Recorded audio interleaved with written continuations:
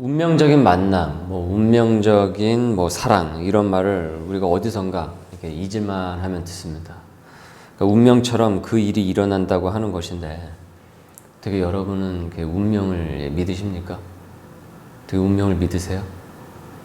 우리는 운명이 아니라 하나님의 섭리를 믿는 사람들이죠. 제가 괜한 질문을 한 것 같습니다. 섭리는 하나님께서 무엇을 예비하신다라는 뜻입니다. 아브라함이 아들 이삭에게 하나님께서 친히 자신을 위하여 준비하신다라고 얘기를 했는데, 그 말에 기인한 것이 이제 섭리입니다. 그래서요, 섭리는 이렇게 요약이 될 수가 있습니다. 하나님께서 계획을 갖고 모든 것을 주관을 하신다. 하나님께서 계획을 갖고 모든 것을 주관하신다. 오늘 본문에서 우린 그 하나님의 계획이 어떻게 이루어지고 있는지, 그리고 그 계획을 하나님께서는 어떻게 주도적으로 펼치시는지, 그 하나님이 하시는 그 일을 오늘 말씀을 통해서 오늘은 알게 됩니다. 본문 말씀에 보면요, 한 인간이 계략을 꾸며서 하나님의 일을 방해를 하려고 해요. 하지만 그 계략조차도 하나님의 계획으로 더해지고 합해져서 선한 방향으로 나아가게 됨을 이제 알 수가 있습니다. 우린 요한복음 13장을 지난 몇 주간에 걸쳐서 쭉 이렇게 상고를 하고 있습니다. 13장은 예수님께서 제자들의 발을 씻겨주시는 그 세족식으로부터 시작이 되고 있죠. 제자들의 발을 한 명 한 명 씻기시면서 그 섬김의 본을 직접 보여주셨습니다. 이 세족식은 보는 이로 하여금 다양한 감정을 느끼게 하는데, 먼저는요, 감동을 줍니다. 스승이 제자의 발을 씻겨주면서 당시로서는 있을 수도 없는 그 섬김의 본을 직접 보여주신 거예요. 상당히 감동스러운 장면입니다. 이 장면은. 우리는 워낙 이 세족식에 대해서 익숙하다 보니까 또는 이게 건조하게 우리가 받아들일 수가 있는데, 2000년 전에 이 상황에서 이 당시에 예수님께서 제자들의 발을 이렇게 씻겨주신다는 것은 정말 이 충격과도 같은 일입니다. 두 번째는 재미예요. 예수님이 제자들의 발을 씻겨주니까 제자들이 어떻습니까? 안절부절 못하는 거예요. 만약에 제가 오늘 예배 후에 여러분들의 발을 많이 씻겨준다고 한다면은 어느 누구 성도도, 어떤 성도도 목사님 감사합니다 하면서 발을 자연스럽게 저에게 내미시는 분은 없을 거란 말이죠. 예수님께서 제자들의 발을 막 씻겨줄 때 제자들이 너무나도 당혹스럽고 당황스러워 하는 거예요. 이거 황송스러우니까. 보다 못한 베드로가 나는 괜찮다고 막 손사래를 치니까, 그러면 너는 나와 상관이 없는 사람이 되는 것이다 라고 예수님께서 이 베드로에게 얘기를 하세요. 그러니까 그 말을 듣고 베드로가 겁을 먹고 어떻게 얘기를 합니까? 그러면은 손도 씻어주시고 그러면 제 머리도 감겨주십시오 하면서 이 오버스러운 장면을 연출을 해요. 가만 보면 이 장면이 되게 이게 코믹스럽고 재밌는 장면이에요. 그래서 예수님의 일대기를 그린 영화에 보면 이 장면을 되게 이 유머러스하게 표현을 합니다. 세 번째, 이 세족식에서 느끼는 장면은, 이 느껴지는 그 부분은 스릴이에요. 스릴. 긴장감입니다. 이 세족식이 진행되는 이 와중에 호시탐탐 예수님을 언제쯤이면 넘길 수 있을까? 예수님을 어떻게 팔아넘길 궁리를 하는 이 유다의 이 음모예요. 유다가 무슨 생각을 하고 있는지 다 알고 계신 예수님과, 그리고 태연하게 예수님으로부터 발을 씻김을 받고 있으면서도 불구하고, 그 섬김을 받고 있음에도 불구하고 태연하게 연기를 하고 있는 그 예수님과 유다의 그 장면을 보느라고 한다면 상당히 그 긴장한, 그 적막한 그 긴장감이 흘러요. 여기서 유다의 발까지, 배반할 유다의 그 발까지 예수님께서 손수 씻기시는 그 장면은 압권입니다.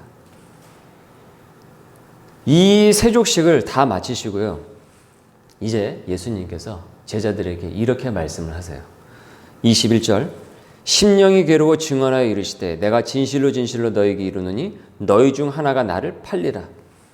괴로운 심정으로 예수님께서 이런 말씀을 하세요. 여러분, 우리도 예수님의 입장이라고 한다면 그렇지 않겠습니까? 내가 모든 것을 쏟아서 가르친 그 제자가 내 발꿈치를 든다면, 내 등에 비수를 꼽는다고 한다면 이게 얼마나 기가 막히겠어요. 가장 상처가 심할 때는 가까운 사람에게 이 배신을 당하거나 사기를 당했을 때 그 상처는 너무나도 깊고 너무나도 커요. 그리고 그 상처가 아무는 때까지는 굉장히 긴 오랜 시간이 걸리고요. 예수님께서 유다의 배반을 당하시는 이 장면을 본다고 한다면 이게 어떻겠습니까? 예수님께서 심히 괴로우시면서 증언을 하시고 얘기를 하세요. 내가 진실로 진실로 너희에게 이르노니 너희 중에 하나가 나를 팔 것이다. 예수님의 이 괴로운 말을 듣고요, 제자들이 수근수근되기 시작을 합니다. 22절입니다. 제자들이 서로 보며 누구에게 대하여 말씀하시는지 의심하더라. 도대체 누구야? 뭐 너야? 너야? 이러면서 서로 이를테면 이런 분위기가 이제 흐르게 된 것이죠. 그리고 이제 예수님께 직접 물어봅니다. 예수님, 누굽니까? 도대체 누가 예수님을 판다라는 것입니까? 예수님께서는 드디어 그 정체를 밝히세요. 26절입니다. 예수님께서 대답하시되 내가 떡 한 조각을 적셔다 주는 자가 그니라 하시고 곧 한 조각을 적셔서 가롯 시몬의 아들 유다에게 주시니. 여기서 말하는 떡은 빵입니다. 당시 유대인들은 이제 빵을 이를테면 이제 소스에 찍어서 이게 먹었는데, 이제 하로셋이라고 해서요, 포도주로 이 소스를 만들어서 이제 고기나 빵 같은 것을 거기에 이제 적셔서 이렇게 찍어서 먹었습니다. 그러니까 부먹이 아니고 찍먹입니다. 무슨 말씀인지 이해하시겠죠? 예수님께서는 그의 발을 씻기신 후에 친히 소스까지 찍어서 그의 입에 넣어주시면서 바로 가룟 유다라고 지칭하세요. 27절 조각을 받은 후 곧 사탄이 그 속에 들어간지라. 이에 예수께서 유다에게 이르시되 내가 하는 일을 속히 하라 하시니, 이 말씀을 무슨 뜻으로 하셨는지 그 앉은 자 중에 아는 자가 없고, 어떤 이들은 유다가 돈꾀를 맡았으므로 명절에 우리가 쓸 물건을 사라 하시는지 혹은 가난한 자들에게 무엇을 주라 하시는 줄로 생각하더라. 유다가 그 조각을 받고 곧 나가니 밤이러라. 한때 유다의 동료였던 사도 요한은요, 당시에 이 유다가 했던 이 행동을 가리켜서 사단이 유다의 속으로 들어갔다라고 표현을 했습니다. 유다가 한밤중에 나감에도 이 동료 제자들은, 나머지 제자들은요, 눈치를 채지를 못했어요. 그러고 보면 참 이 제자들도 무심하지 않습니까? 눈치코치가 참 없죠. 그냥 뭐 사러 나가거나 예수님께로부터 심부름을 이제 나갔다라고 생각을 한 거예요. 유다가 이제 돈괴를 맡고 있었기 때문에, 회계 역할을 했기 때문에. 유다는요, 자기가 하고자 하는 그 계략을요, 그대로 이제 밖으로 나가서 이제 실행에 옮기기 시작을 합니다. 이후에 구절들을 보면은 유다가 그 계략을 차근차근 꾸며요.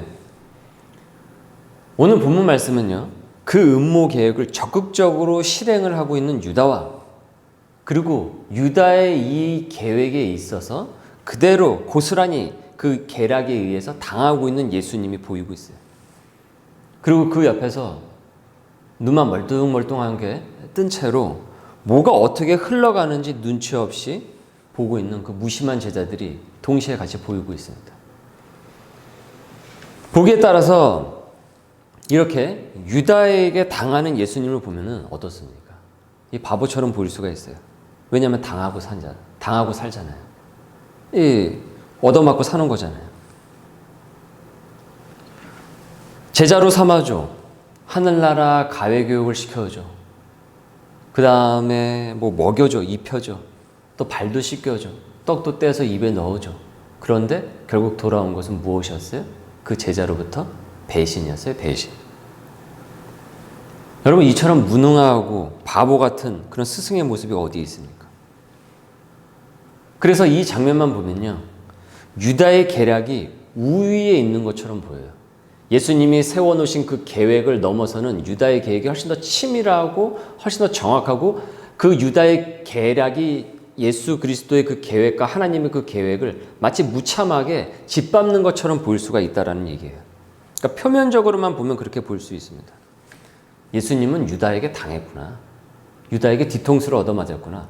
발꿈치로 뒷발로 차였구나. 마부가 먹여주고 키워준 말에 뒷발이 치이던 유다의 발꿈치에 치이셨구나. 아, 예수님 불쌍하다.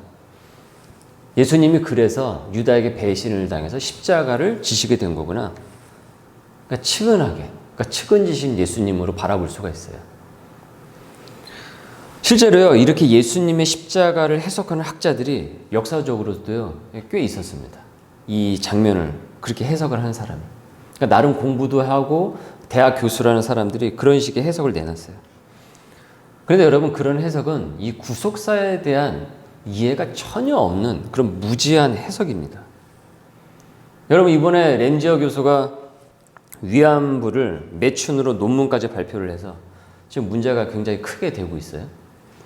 제대로 조사도 안 된 것을 갖고 하버드 교수라고 하면은 이제 사람들이 고개를 이렇게 끄덕여 줄 알았나 봐요. 그간 그렇게 뭐 하버드 명함으로 이렇게 들이밀고 이렇게 얘기를 하면 누구도 이제 거기에 대해서 반론을 제기하지 않았던 것 같습니다. 뭐 하버드 하면은 사람들 어떻습니까? 일단 한번 이제 와 하지 않습니까? 그리고 귀를 항상 기울이고 무슨 얘기라도 믿어주는 그런 분위기란 말이죠. 그러니까 자기가 뭔 얘기라도 그건 통했던 거죠. 그런데 이번에는 잘못 건드린 거죠. 지금 이제 속속들이 그 무지한 얘기라고 하면서 학문적으로 지금 궁지에 몰리고 있습니다.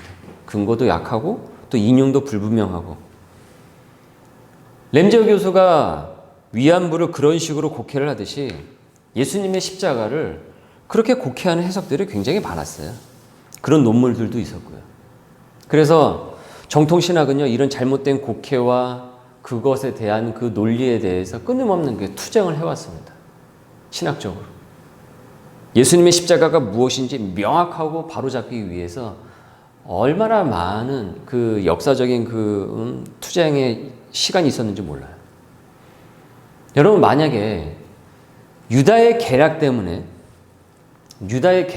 어쩔 수 없이 예수님이 그 계략에 말려들어서 예수님이 십자가를 지셨다고 한다면은 여러분, 어찌 그분이 성자 하나님이실 수가 있겠습니까? 그 예수님이 기껏 자기 제자의 그 계략에, 한 제자의, 그 나쁜 제자의, 악한 제자의 계략에 휘말려서 원대한 구원의 그 계획, 그 구속사가 말려버린다고 한다면은 어찌 그분이 하나님이실 수가 있겠냐고요. 우리가 그런 하나님을 믿어야 될 이유가 있습니까? 한 인간의 계략에도 그것에도 말려드는 그 분이라고 한다면 우리가 어찌 하나님이라고 예수 그리스도의 이름을 우리가 부르면서 그리고 기도를 하면서 나아갈 수가 있겠어요? 유다가 예수님께서 이제 너 하고 싶은 대로 해라 하면서 예수님께서 단호하게 말씀을 하시고 유다가 이제 문을 박차고 나갔습니다. 한밤중에. 그런 유다를 보고, 밖으로 나가는 유다를 보고 예수님께서는 뭐라고 하셨을까요? 얘들아, 저 유다가 하는 짓을 봐라. 이제 제가 나가가지고 패거리를 끌고 와서 이제 나를 잡아갈 텐데 나 어떡하냐, 나 이제 큰일 났다, 나 좀 구해달라 이러면서 자신의 그 목숨을 그 옆에 제자들에게 구걸을 하셨겠습니까? 그 다음 예수님께서는 어떻게 반응하셨을까요? 31절입니다. 그가 나간 후에 예수께서 이르시되 지금 인자가 영광을 받았고 하나님도 인자로 말미암아 영광을 받으셨도다. 예수님께서는 유다가 나를 배신했기 때문에 나는 이제 힘들어지겠다, 나는 망했다, 저놈이 이제 패거리를 끌고 와서 나를 잡아갈 텐데 어쩌냐, 이런 억울한 얘기를 하신 것이 아니라 영광을 말씀하고 있어요. 영광을 말씀하고 있습니다. 영광. 아니, 어떻게 이 순간에 예수님은 영광을 말씀하실 수가 있는가? 여러분, 예수님께서 오신 목적이 무엇이었습니까? 예수님께서 왜 이 땅 가운데 오셨습니까? 왜 그분이 편하게 천국에서 거하실 수 있는 분이 왜 이 땅에 오셔서 그 모진 수욕과 그 모진 수치를 감당을 하셨던 것입니까? 마태복음 1장 21절입니다. 아들을 낳으리니 이름을 예수라 하라. 이는 그가 자기 백성을 그들의 죄에서 구원할 자이심이라 하니라. 자신의 백성을 구원할 자이심이라. 골로새서 2장 15절입니다. 통치자들과 권세들을 무력화하여 드러내어 구경거리로 삼으시고 십자가로 그들을 이기셨느니라. 예수님께서는 이 땅에 오신 것은 십자가 때문에 오신 것입니다. 죄인을 구원하시기 위해서 오신 것입니다. 그리고 그 십자가로 말미암아 승리하기 위해서 오신 것입니다. 유다는요, 지가 하고 싶은 일을 했을 뿐이에요. 음모 계략을 세우고 자기가 하고 싶은 대로 다 했어요. 거침없이 전략적으로 나름의 계획을 세워서. 그래서 결국 예수님이 잡혀가시는데 그 빌미를 제공을 한 것은 사실이에요. 그런데 예수님께서 원래 이 땅에 십자가를 지시기 위해서 오셨어요. 말씀에서 우리가 봤듯이. 즉 유다가 아니어도요, 그분은요 십자가를 지십니다. 어떤 식으로 유다가 회방을 놓건 어떤 식으로 한다고 할지라도 예수님께서는 십자가를 지신다고요. 왜 그랬습니까? 구원을 완성하기 위해서 이 땅에 오셨기 때문에. 그것이 하나님의 계획이었고 원대한 구속사 섭리였습니다. 우리를 향한, 인간을 향한, 자신의 형상으로 지음받은 그 인간이 죄악 가운데 더 이상 머물지 않도록 그 죄로부터 구원해내기 위한 하나님의 원대한 계획이었단 말이에요. 그렇게 유다에게 발꿈치로 당해서 십자가를 지신 것이 아니었어요. 원래 그분의 계획이었어요. 하나님의 섭리였어요. 다만 유다는요, 못된 방법으로 예수 그리스도의 그 십자가 사역을 더 완성시켜 주게 되었습니다. 완성시켜버린 거죠. 한 음식점에서 있었던 일이에요. 어느 손님이 악의적으로 그 음식점에 대해서 이제 나쁜 소문을 이제 퍼뜨린 거예요. 뭐 짜네, 맵네, 뭐 별로네, 뭐가 나왔네. 근데 그게 사실 이제 그 사실이 아니었어요. 거짓이었어요. 그래서 그 집이 엉터리라고 이제 소문이 났습니다. 한 유튜버가 이제 이슈가 되니까 정말 그런가 해서 그 음식점에 가서 음식을 먹었는데 소문과는 정반대였던 거예요. 그래서 감동받은 이 유튜버가 그렇지 않고 정말 맛있는 집이라고 소개를 해줘서 반전이 일어났습니다. 그 집에. 그래서 이전보다 훨씬 더 많은 사람들이 그 집을 찾게 되었어요. 여러분, 진짜 맛집은 그런 헛소문에 휘둘리질 않아요. 진짜 맛집은 계획을 세우는 곳은 정말 좋은 음식으로 대접을 하겠다고 그런 계획을 세운 정말 그런 훌륭한 음식점은 그런 계략에 말려들지는 않습니다. 오늘 본문에서 우리가 무엇을 목격하게 됩니까? 우리가 목격하고 있는 바가 뭐예요? 유다의 계략을 지배하는 하나님의 계획. 유다의 계략 위에 있는 하나님의 계획. 그것을 지배하고 있는 하나님의 그 섭리를 우리가 보게 됩니다. 구속사가 하나님께서 이미 세워놓으신, 예수 그리스도를 통해서 세워놓으신 그 구속사가, 인간을 구원하시기 위한 그 구속사가 오히려 더 탄탄하게 완성되어져 가는 하나님의 계획을 우리가 말씀을 통해서 목격을 하게 됩니다. 이는 지난 우리가 수요 성서학당 때 우리가 상고했던 시편 22편에서 더 확고해졌죠. 사순절 교동문이기도 한 시편 22편은 이렇게 시작을 했습니다. 내 하나님이여, 내 하나님이여, 어찌 나를 버리셨나이까? 어찌 나를 멀리하여 돕지 아니하시오며 내 신음소리를 듣지 아니하시나이까? 내 하나님이여, 내가 낮에도 부르짖고 밤에도 잠잠하지 아니하오나 응답하지 아니하시나이다. 이 시편은 다윗의 시편인데 다윗이 너무 힘들어서 이렇게 하나님께 토설을 하듯 기도를 드렸어요. 아마도 우리도 이런 기도를 드려본 적이 있으실 거예요. 너무 힘들어서 기도를 하는데 어떤 응답도 없는 거예요. 밤이고 낮이고 계속 부르짖는데도 하나님께서는 침묵을 하시는 것 같아요. 그래서 마치 하나님으로부터 버려진 것 같은 그런 기분이 들 때 다윗에게도 그런 심정이 든 거예요. 6절, 나는 벌레요 사람이 아니라 사람이 비방거려 백성이 조롱거리니이다. 나를 보는 자는 다 나를 비웃으며 입술을 삐죽거리고 머리를 흔들며 말하되 그가 여호와께 의탁하니 구원하실걸? 그를 기뻐하시니 건지실걸? 하나이다. 너가 믿는 하나님은 뭐하냐? 너가 이렇게 고통 가운데 있다고 하는데 네가 믿는 하나님이 너를 구원해 줘야 되는 것 아니냐? 이런 식으로 비꼰다라는 거예요. 머리를 가로저으면서. 주변에서 하도 그러니까 다윗도 자신의 처지를 비관합니다. 나는 벌레처럼, 사람 취급 못 받는 벌레처럼 취급을 받고 있다. 18절, 내 겉옷을 나누며 속옷을 제비를 뽑나이다. 동네 북처럼 겉옷도 모자라 속옷까지 빼앗기는 그런 식의 모멸과 수치를 지금 당하고 있다라는 거예요. 지금 이 다윗이. 이것만 보면은 다윗의 삶이 정말 버려진 삶, 의미 없는 삶, 고생에 고생만 있는 삶, 그렇게만 보일 수가 있어요. 그리고 하나님으로부터 그렇게 간구함에도 불구하고 그 하나님으로부터도 버려진 삶처럼 보여요.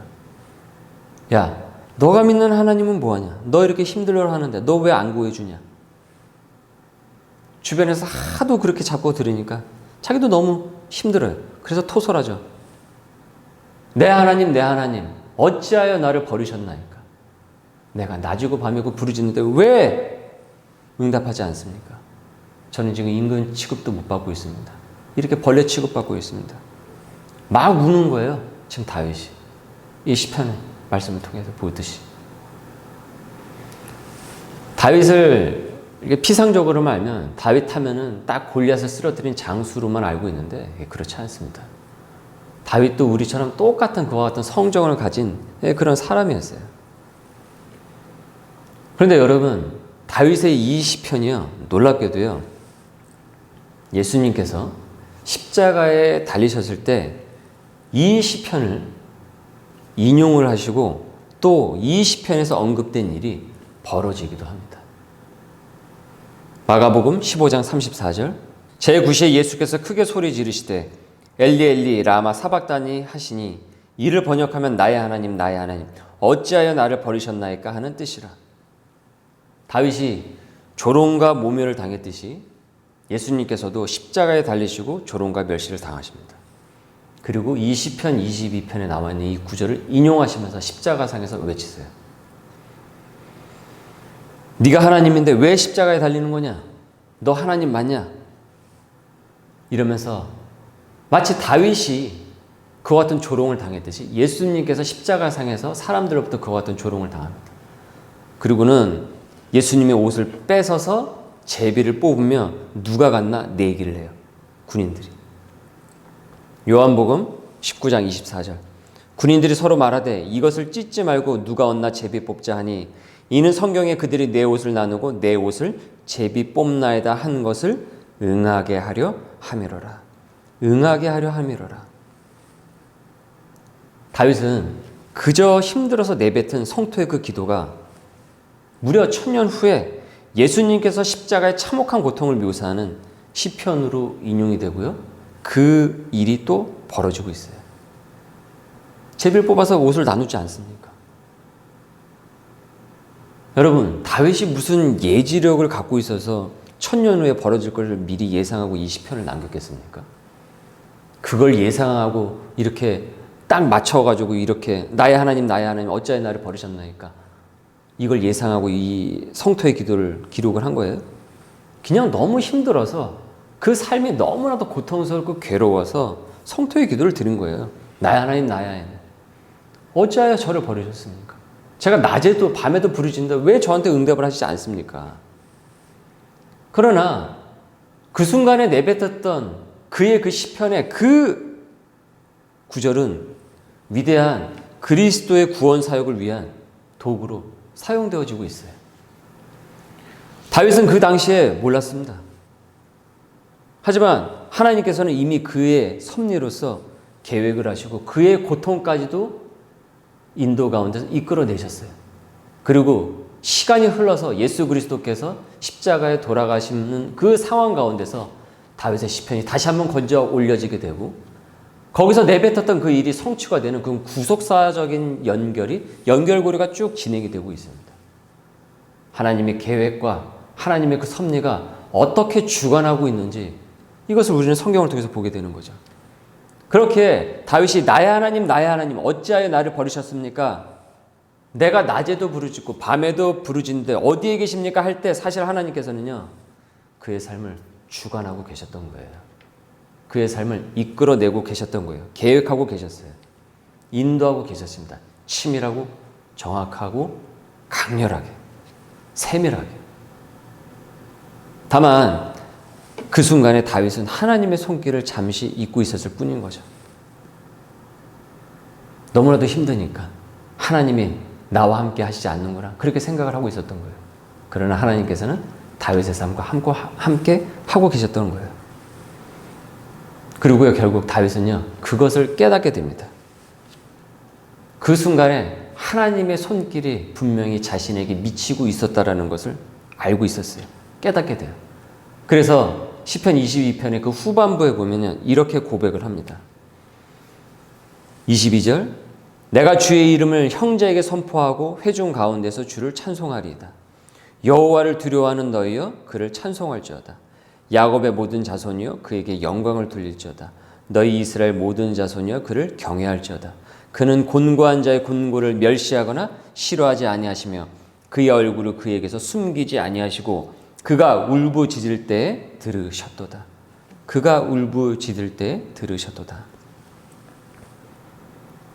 하나님을 사랑하는 자, 그의 뜻대로 부르심을 입은 자들에게는 모든 것이 합해서 선을 이루어내는 줄 믿습니다. 1800년대에 미국에 그 윌리엄 오커드 커싱이라는 설교자가 있었습니다. 워낙 명설교가로 이제 명성을 날리고 있었어요.